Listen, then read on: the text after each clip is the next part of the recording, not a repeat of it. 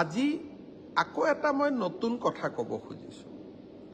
আজিকালি কংগ্ৰেছ দলে কিবা এটা কথা ক'লে তেওঁলোকে ৰিণিকী ভূঞাৰ নামটো টপ কৰিবলৈ আৰম্ভ কৰে। ভাত খাওঁতেও ৰিণিকী ভূঞাক দেখে, শুবলৈ যাওঁতেও ৰিণিকী ভূঞাক দেখে। মই যোৱা কালি হাঁহি হাঁহি এটা কথা কৈছিলোঁ যে ৰিণিকী ভূঞাৰ যিমান কিবা কিবি যি কৰিছে তেওঁ গোটেইখিনি উইল কৰি যাব যাতে ইয়াৰ অধিকাৰী অসমৰ ৰাইজ হয়। এতিয়া এজন বিধায়কে কৈছে উইলখন দেখুৱাব লাগে। মানুহৰ মৃত্যুৰ আগতে কোনোবাই উইল চাই নেকি? জীয়াই থকা অৱস্থাত যদি কোনোবাই উইলখন ৰাজহুৱা কৰে তেওঁ মনে মনে উইলখন পৰিৱৰ্তনো কৰি দিব পাৰে।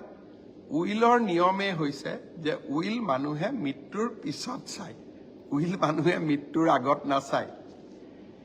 এতিয়া যোৱাকালি মই এটা কথা কৈছিলোঁ যে ৰাজনীতি কৰা মানুহসকলে আমি যদি কিবা জীৱনকালত কিবা কৰিছোঁ আমিতো ৰাইজক দি থৈ যাব পাৰোঁ। হজৰত মহম্মদৰ এটা কথাই মোৰ জীৱনক বহুত ধৰণে প্ৰভাৱিত কৰে যে কাৰোবাক মিঠাই খাবলৈ হাক দিয়াৰ আগতে আমি নিজে মিঠাই খোৱাটো বন্ধ কৰিছোঁ নে নাই। ৰাতিপুৱাৰ পৰা কংগ্ৰেছ দলৰ প্ৰেচিডেণ্টসকলে, কংগ্ৰেছ দলৰ প্ৰাক্তন মন্ত্ৰীসকলে, অখিল গগৈ ডাঙৰীয়াই কৈ আছে নহয় সোনকালে সোনকালে দি দিয়ক, আপোনালোকৰ কথা মতে কাম কৰিম। কিন্তু আপোনালোকে মোক মিঠাই খাবলৈ হাক দিয়াৰ আগতে নিজে মিঠাই খোৱা বাদ দিলে নে নাই? আপোনালোকৰ কোনটো সম্পত্তি ৰাইজৰ কাৰণে দিব সিদ্ধান্ত ল'লেনে? অৰ্কিড পাৰ্কখন কেতিয়া ৰাইজক গতাই দিব তাৰ সিদ্ধান্ত ল'লেনে? একোটা গড়ৰ শিঙৰ মূল্য গ্ৰে মাৰ্কেটত 1 কোটিৰ পৰা 2 কোটি টকা। কংগ্ৰেছৰ দিনত মৃত্যু হোৱা প্ৰতিটো গড়ৰ টকাবোৰ ক'ত গৈছিল? সেই টকাবিলাকেৰে হোৱা সম্পত্তিসমূহ এতিয়া আপোনালোকে ৰাইজৰ ওচৰত দিবনে নিদিয়ে? তাৰ উত্তৰ আমি নিদিওঁ।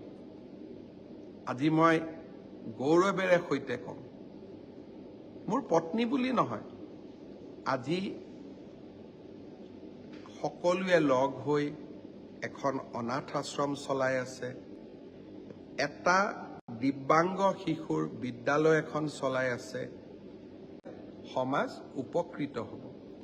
মই মোৰ কাম কৰি গৈ থাকিম আৰু মই মোৰ পৰিয়ালতো এটা সংস্কাৰ দিবৰ কাৰণে যত্ন কৰোঁ যে সমাজত আমি যদি সামাজিক ব্যক্তি হৈ চলিব লাগে, 2 টকা যদি সৎ উপায়েৰেও আমি উপাৰ্জন কৰিছোঁ, আমি ৰাইজৰ কাৰণে কিছু হ'লেও কাম কৰি যাব লাগে। নিউজ লাইভৰ স্বত্বাধিকাৰীক সোধা হয় যে আপোনাৰ সম্পত্তি আপুনি কাক দি যাব? প্ৰতিদিনৰ মালিকক কিয় সোধা নহয়? প্ৰাগ চেনেলৰ মালিকক কিয় সোধা নহয়? আৰু কিমান দুৰ্ভাগ্যৰ কথা যে প্ৰতিদিনৰ মালিকে নিজে পেপাৰত লিখে আকৌ যে ৰিণিকী ভূঞাই সম্পত্তি কাক দি থৈ যাব। আৰে বাবা, তোমাৰ সম্পত্তিখিনি তুমি কাক দি থৈ যাবা সেইখিনিওতো প্ৰকাশ কৰা। সাহস কাৰো নাই, কোনেও সাহস কৰিব নোৱাৰে, কাৰণ তেওঁলোকে জানে যে এইবিলাক প্ৰশ্ন মাত্ৰ ৰাজনীতিৰ কাৰণে, ইয়াত সমাজৰ কথা একো নাই।